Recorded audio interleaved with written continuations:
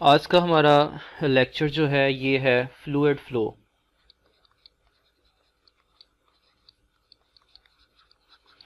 Fluid flow का क्या मतलब है कि हम चैप्टर नंबर 16 जो है ये पढ़ रहे हैं फ्लूइड्स के बारे में, जिसका नाम है फ्लूइड डायनेमिक्स। फ्लूइड के बारे में आपको मैंने ये बताया था कि इसकी सिंपल सी डेफिनेशन होती है कि एनीथिंग दैट कैन फ्लो, कोई भी ऐसी चीज़ जो कि फ्लो कर सके उसको हम कहते हैं fluid. Anything that can flow. और इसके अंदर फ्लूइड के अंदर जो है वो आपको गैसेस भी मिलती हैं और फ्लूइड के अंदर जो हैं ये लिक्विड्स भी होते हैं। अब फ्लूइड फ्लो का क्या मतलब है कि हमने ये देखना है कि कोई भी फ्लूइड जब फ्लो करेगा यानी कि बहेगा तो वो किस किस तरीके से जो है वो फ्लो कर सकता है। आमतौर पे फ्लूइड का जो फ्लो है उसको स्टडी करना जो है वो बड़ा ज़रूरी होता है ताकि हमें ये पता चल सके कि हमारे पास फ्लूइड्स जो हैं वो किस किस तरीके से मूव कर सकते हैं, किस किस तरीके से फ़्लो कर सकते हैं, और ताकि उसी के मुताबिक जो है वो फिर हम अपनी इक्वेशंस जो हैं उनके लिए इसको इस्तेमाल कर सकें। तो हमारे पास जैसे कि मैंने बताया कि फ्लूइड का फ़्लो जो है ये दो तरह से होता है। एक हमारे पास सबसे पहले होता है जिसको हम कहते हैं स्ट्रीम लाइन फ़्लो।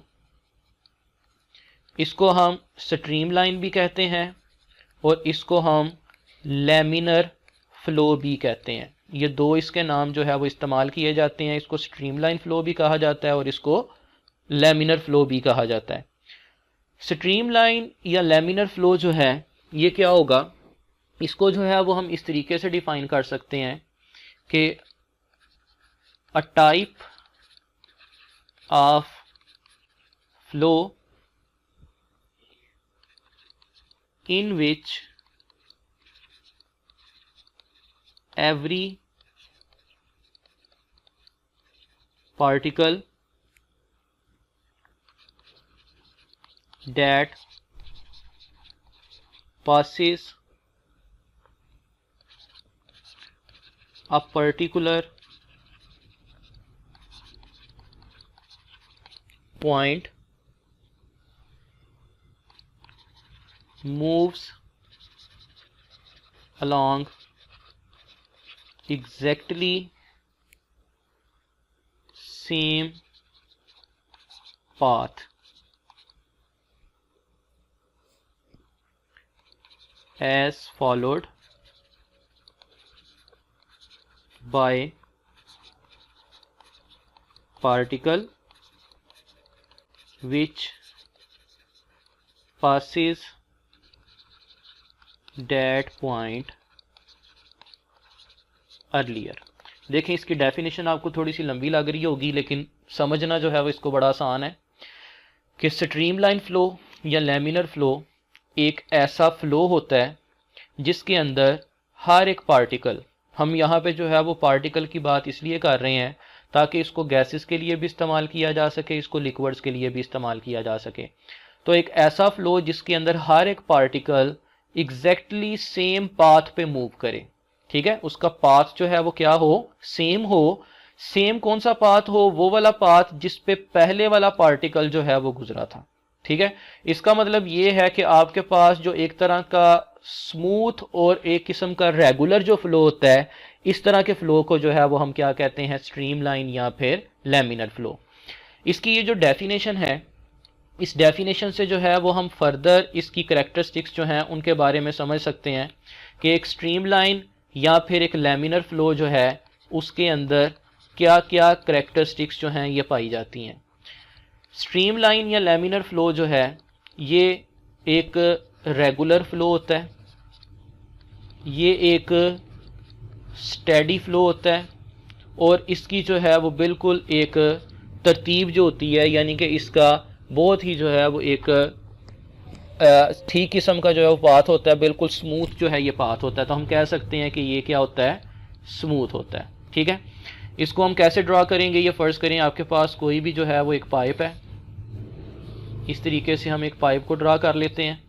अब यहाँ पे देखें कि क्या हो रहा है कि आपके पास इस पाइप के अंदर जो पार्टिकल्स मूव कर रहे हैं।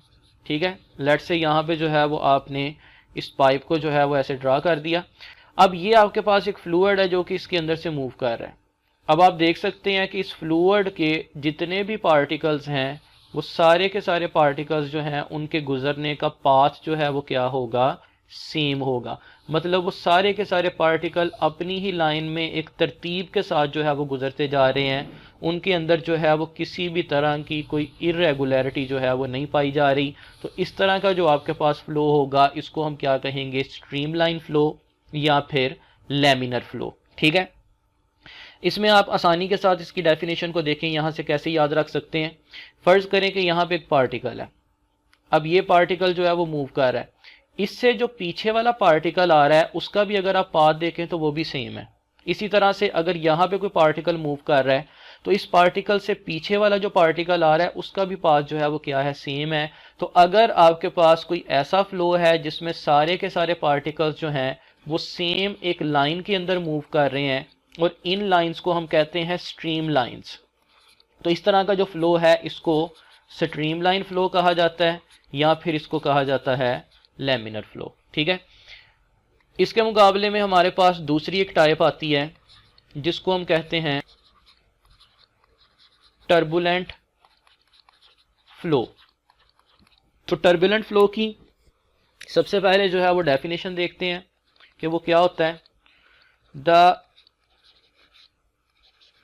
irregular and unsteady flow is called turbulent flow।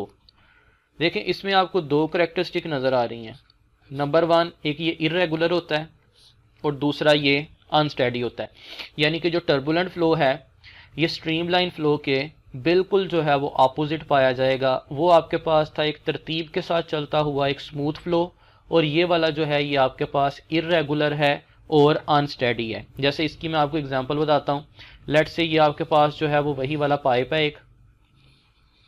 अब इस पाइप के अंदर अगर फर्ज करें कि कोई भी फ्लूइड जो है वो मूव करता हुआ आ रहा है इस तरीके से, अगर हम पीछे से इसकी वेलोसिटी को इंक्रीज कर देते हैं, अब वेलोसिटी को इंक्रीज करने से पॉसिबल है कि ये स्ट्रीम लाइंस जो हैं वो एक दूसरे को क्रॉस कर जाएं और इसकी जो है वो कोई ख़ास तरतीब जो है वो ना रहे। तो इस तरह का जो आपके पास बेतरतीब सा और रैंडम किस्म का जो है वो फ़्लो होगा, इस तरह के रैंडम किस्म के फ़्लो को हम क्या कहते हैं, टर्बुलेंट फ़्लो। ठीक है, तो हमारे पास जो फ्लूइड्स हैं ये दो तरीक़ों से मूव कर सकते हैं, एक तो तरतीब वाला और दूसरा आपके पास होगा बेतरतीब वाला।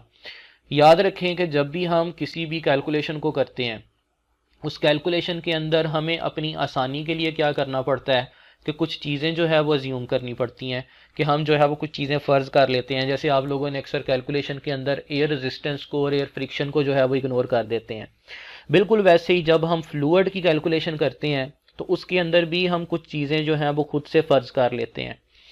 हम इस चैप्टर के अंदर जो है वो बेसिकली दो ज़्यादा इक्वेशंस जो हैं जो इम्पोर्टेंट हैं उनको कवर करेंगे। एक इक्वेशन ऑफ कंटिन्यूटी है और दूसरी है बर्नौलीज़ इक्वेशन। चाहे इक्वेशन ऑफ कंटिन्यूटी हो चाहे बर्नौलीज़ इक्वेशन हो, इन दोनों के लिए हम जो फ्लूइड इस्तेमाल करते हैं वो कौन सा होता है, एक आइडियल फ्लूइड होता है। तो हम यहाँ पे ये देखेंगे सबसे पहले कि आइडियल फ्लूइड जो है इसके अंदर क्या क्या करैक्टरिस्टिक पाई जाती हैं, ताकि हमें पता चल सके कि हम जब भी इसको कैलकुलेशन में इस्तेमाल करेंगे तो हम कौन सा फ्लूइड जो है वो इस्तेमाल कर सकते हैं। याद रखें सबसे पहले एक आइडियल फ्लूइड जो है ये नॉन विस्कस होता है।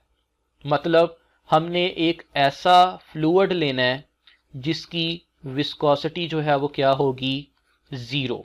मतलब उसके अंदर किसी भी तरह की कोई फ्रिक्शन जो है वो नहीं पाई जाती। ठीक है, ये एक बड़ी इंपॉर्टेंट चीज़ है। जैसे मैंने आपको पहले बताया कि हम एयर फ्रिक्शन को इग्नोर कर देते हैं। अब एयर भी एक फ्लूइड है, हम एयर की फ्रिक्शन को इसलिए इग्नोर करते हैं ताकि हमारी कैलकुलेशन जो है वो आसान हो। तो हमने एक आइडियल फ्लूइड, आइडियल का मतलब होता है ख्याली, असल में फ्लूइड के अंदर विस्कोसिटी ज़ीरो हो नहीं सकती। चाहे एयर है, एयर बहुत ज़्यादा थिन होती है लेकिन फिर भी उसके अंदर थोड़ी बहुत फ्रिक्शन जो है वो ज़रूर पाई जाती है और वो आपको फील भी होती है। लेकिन हम आइडियल केस में क्या करते हैं, ख्याली केस में क्या करते हैं, अपनी कैलकुलेशन को आसान बनाने के लिए हम उसकी विस्कोसिटी को क्या ले लेते हैं, ज़ीरो। नंबर टू, हमारा जो आइडियल फ्लूइड है ये इनकम्प्रेसिबल होना चाहिए। इनकम्प्रेसिबल का क्या मतलब है कि जिसको कंप्रेस ना किया जा सके, या फिर सिंपली हम ये कह सकते हैं कि ऐसा फ्लूइड जिसकी डेंसिटी जो है वो हर जगह पे क्या रहे, कांस्टेंट। मतलब हम जो रो की वैल्यू है इसको हम क्या लेंगे, कांस्टेंट लेंगे। पहला हमने ये कहा कि हम ईटा को 0 ले लेंगे, और दूसरा मैंने ये कहा कि हम जो डेंसिटी है उसको क्या लेंगे, कांस्टेंट। मतलब डेंसिटी जो है वो थ्रू आउट किसी भी जगह पे चेंज नहीं होगी।